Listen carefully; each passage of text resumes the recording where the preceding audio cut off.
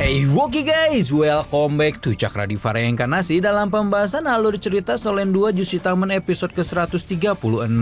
136 tuh angka Cakra Diva yang paling disuka ya guys ya. Apakah episode kali ini akan tembus 1 juta view kayak Solen 1 pertama? Kita lihat aja nanti. Nah, seperti biasa kita review dulu pembahasan alur cerita episode sebelumnya, di mana Yuho tiba-tiba terbangun di Sekte Tang dan mengetahui bahwa Tang Wutong membawanya pulang sebelum kemudian tenggelam dalam retreat yang tidak bisa diganggu. Setelah itu Yuho juga mendengar dari para roh jiwanya bahwa Long Xiaoyao sebenarnya tidak berniat jahat, melainkan justru memberikan pil naga sebagai amanah Muan untuk membantu Yuho mencapai ranah master dunia roh di kemudian hari nanti.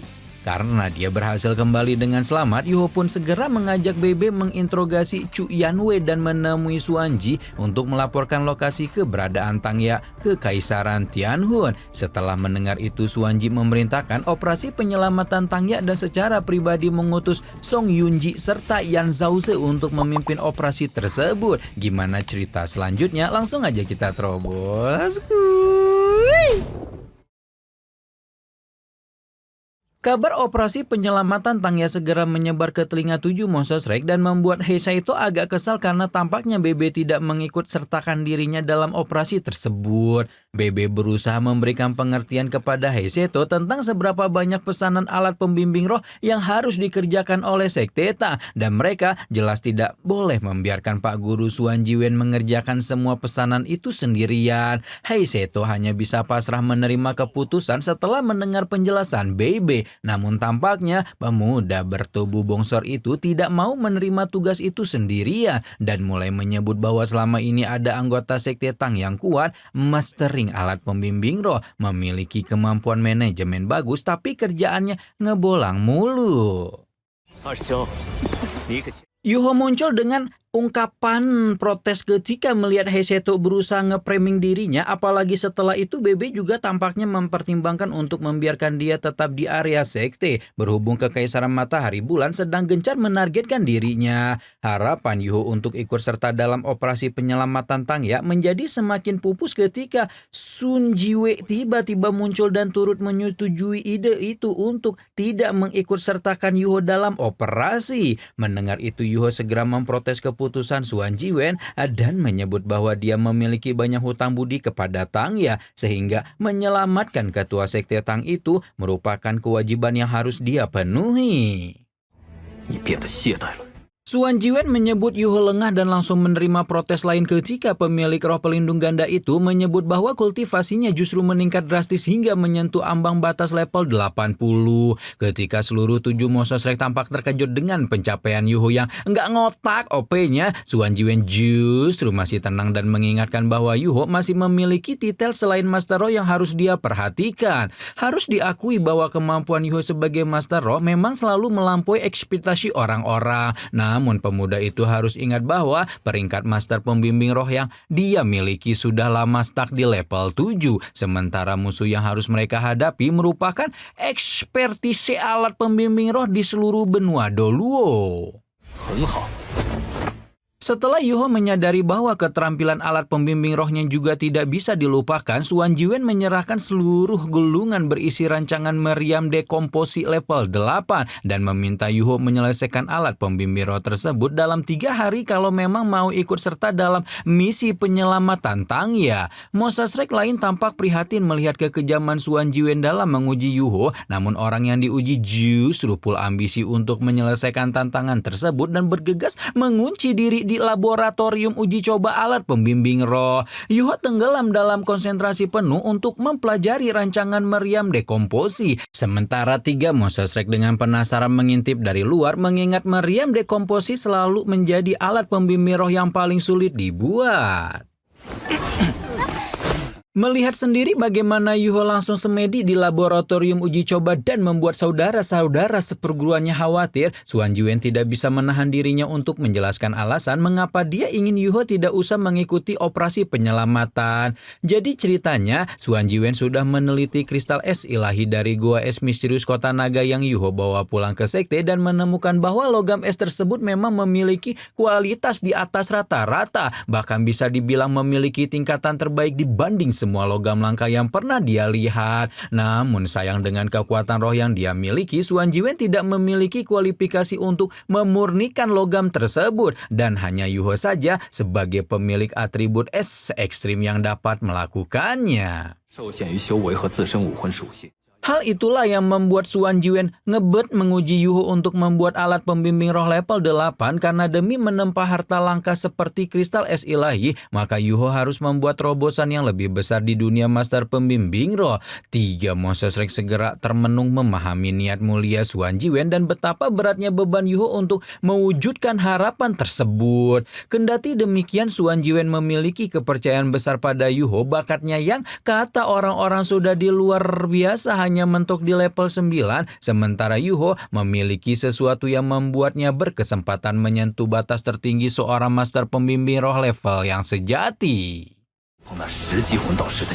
Hari demi hari berlalu dan tanpa terasa 3 hari kesempatan Yuho dengan Suan Jiwen hampir berakhir, namun tidak ada tanda-tanda bahwa Yuho telah menyelesaikan meriam dekomposi. Abang-abangnya sudah pesimis kalau Yuho bisa ikut serta dalam misi penyelamatan Tang ya, hingga tiba-tiba saja fluktuasi energi padat meledak dari dalam laboratorium uji coba alat pembimbing roh dan membuat seluruh Moses Rex, murid-murid aula pembimbing roh sekte Tang, bahkan Suan Jiwen segera memadati area luar laboratorium untuk menyaksikan apa yang sebenarnya terjadi.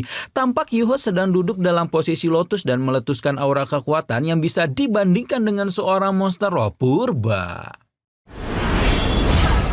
Keterkejutan semua orang menjadi semakin kaya ketika tiba-tiba saja Yuho mengeluarkan inti roh miliknya dan membuat siapapun yang melihatnya auto bertanya-tanya bagaimana pemuda yang baru saja lulus sebagai Master Roh Suci telah memadatkan sebuah inti roh atuh. Tanpa mempedulikan kebingungan yang dia sebabkan, Yuho langsung bangkit dari posisi kultivasinya dan memulai penempaan meridian kondom posisi level 8 yang diujikan oleh Suan Jiwen kepadanya. Tanpa banyak babi bu, Yuho meraih sebuah bongkahan metal dan menempanya sebagai cangkang luar meriam. Tidak menunggu lama, Yuho sudah menyelesaikan seluruh cangkang luar dan OTW untuk membentuk inti dalam meriam dekomposi dengan kristal es ilahi. Dengan atribut es ekstrim yang dia miliki, Yuho tidak mengalami kesulitan yang sama sekali ketika memadatkan kristal es menjadi bakal calon inti dalam meriam dekomposi. Dan setelah memadatkan kristal-kristal tersebut, Yuho bahkan tidak beristirahat sejenak ketika langsung memulai pengukiran inti meriam. Meskipun orang lain terbagong-bagong, Suan Jiwen paham benar apa yang hendak Yuho lakukan. Di mana penempaan alat-alat astagfirullahaladzim, banyak tiponya gini atuh tulisan teh. Alat atuh ya, alat pembimbing roh memang baiknya dilakukan dalam sekali jalan agar tidak mengganggu ritmenya. Karena itulah dia yakin Yuho pasti tidak akan berhenti menempa sebelum meriam dekomposi level 8 itu benar-benar selesai. Sesuai apa yang dikatakan oleh Suan Jiwen, Yuho memang tidak berhenti sama sekali karena dia harus mengukir 24 formasi inti sampai kemudian nantinya akan digabungkan menjadi 3 formasi inti pusat. Formasi inti pertama telah selesai dan Heseto hanya bisa bengong ketika Yuho menyelesaikan formasi inti kedua 20% lebih cepat dibanding inti pertama, sehingga dia yakin pemuda itu akan menyelesaikan pengukiran formasi inti lebih cepat lagi seiring berjalannya waktu. Dan benar saja apa yang dipikirkan oleh Heseto, di mana kalau master pembimbing roh biasanya akan memerlukan lebih dari 10 hari untuk mengukir seluruh formasi inti, Yuho dapat menyelesaikan seluruhnya hanya dalam waktu kurang dari 1 hari. Dan sekarang pemuda menakjubkan itu akan segera memulai perakitan seluruh komponen meriam dekomposi yang telah dia siapkan. Yuho menggunakan wujud sejati mata Ashura miliknya untuk merakit seluruh komponen dengan teliti, terutama bagian formasi intinya yang jelas jauh lebih rumit dibandingkan komponen lainnya.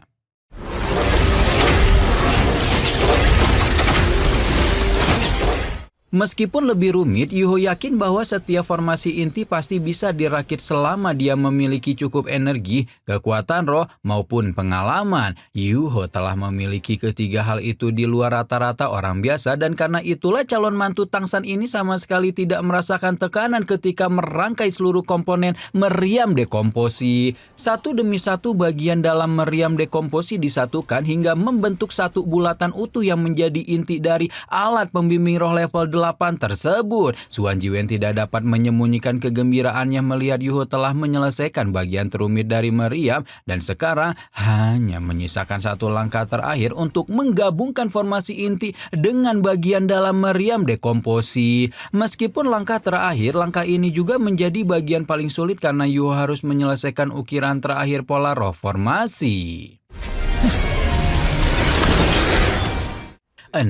Untuk menyelesaikan langkah terakhir ini, Yuho tidak lagi menggunakan wujud sejati mata Ashura melainkan berubah ke wujud sejati permaisuri kalajengking es untuk memanggil jarum es sebagai alat pemukiran pola roh formasi terakhir. Kenapa harus pakai jarum es? Karena pola terakhir ini memerlukan 18 ukiran yang sangat halus dan tidak ada satupun pisau roh di dunia ini yang dapat mengukir sehalus itu. Biasanya para master pembimbing roh akan memadatkan kekuatan roh menjadi jarum halus, namun tampaknya Yuho sudah memiliki jarum es yang cukup halus untuk melakukannya. Jarum-jarum es menyerbu ke arah formasi dan menyatukannya menjadi satu pola formasi yang utuh dan menandakan bahwa bagian dalam alat pembimbing roh telah selesai dirangkai. Yuho menangkap bola logam kehitaman yang memancarkan aura petir samar sebelum kemudian menyatukan bagian dalam meriam itu dengan cangkang luarnya hingga akhirnya membentuk satu meriam dekomposisi yang telah siap untuk digunakan. Begitu Yuho menyelesaikan perakitannya, semua orang yang sebelumnya menonton di luar langsung berbondong-bondong masuk dan menyampaikan ucapan selamat atas keberhasilan Yuho menyelesaikan ujian. Yuho mempersilahkan Suan Jiwen untuk mencoba meriam dekomposisi yang telah dia buat, namun kepala aula pembimbing roh sekte Tang itu tidak mau repot-repot membuang waktu karena menyaksikan sendiri proses pembuatan meriam itu sudah membuatnya sangat yakin akan kualitasnya. Dengan demikian Yuho pun lulus ujian dan dianugerahi gelar sebagai master pembimbing roh level 8.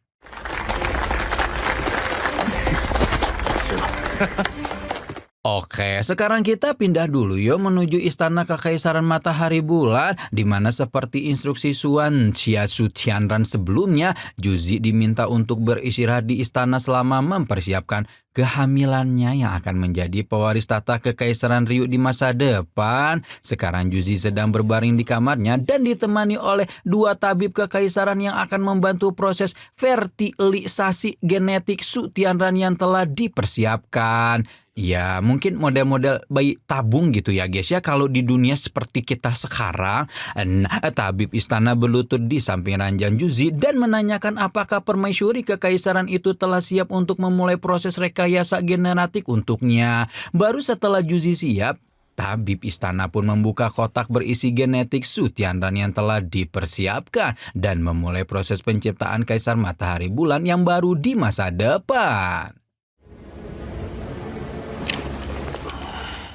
Sementara Kekaisaran Ryu sedang proses memproduksi ahli waris, rombongan sekte Tang telah bersiap memulai misi penyelamatan Tangya dan bergabung dengan dua tetua Pavilion Dewa Laut selaku master dunia roh yang telah diutus oleh Suan Ji untuk memimpin operasi penyelamatan. Song Yinji dan Yan Zhaoze telah menunggu di depan gerbang Akademi Shrek, sementara Yuho yang setelah sekian lama ngebolang akhirnya melaksanakan misi bersama sekte Tang dan menggunakan seragam kebesaran barunya. Yuho dan kawan-kawan menyapu Astagfirullahaladzim. Astagfirullah. Menyapa atuh ya dua tetua Pavilion Dewa Laut dengan penuh hormat sebelum kemudian seluruh rombongan operasi penyelamatan Tangya berangkat dari kota Shrek menuju kota Tianling di Istana Kekaisaran Tinyu yang kemungkinan besar menjadi lokasi keberadaan Mbak Yaya.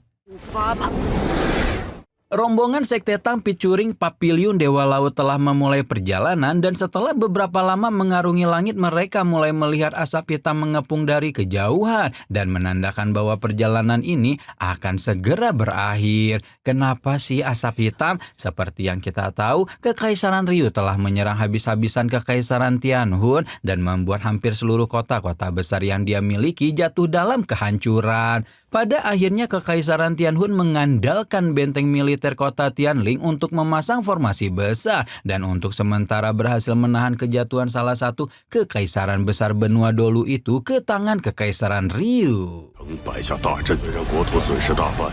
Untuk turut membantu agar Kekaisaran Tianhun tidak jatuh sepenuhnya ke tangan Kekaisaran Ryu dan menyebabkan ketidakseimbangan benua Doluo, di kota tersebut pasukan aliansi dari Kekaisaran Doling dan Xinglo juga telah mengirimkan bala bantuan sehingga totalnya ada sekitar 500.000 pasukan aliansi. Di sisi lain Kekaisaran Ryu juga tidak tinggal diam dan mengerahkan 300.000 pasukan sehingga pecahlah sebuah medan perang yang begitu kejam seperti ini. Yan Shaozi mengingatkan bahwa misi kali ini hanya untuk menyelamatkan Tang Ya dan karena itulah mereka harus benar-benar menahan diri agar tidak terpancing ikut tawuran di medan perang. Dengan demikian, misi penyelamatan Tang Ya dari tangan Sekte Roh Kudus pun secara resmi dimulai. Edian, akhirnya Mbak Yaya OTW diselamatin nih. Apakah Tang Ya benar-benar ada di kota Tianling sebagai garis depan? Astagfirullahaladzim, kenapa atuh malam ini teh? Palelo, astagfirullah.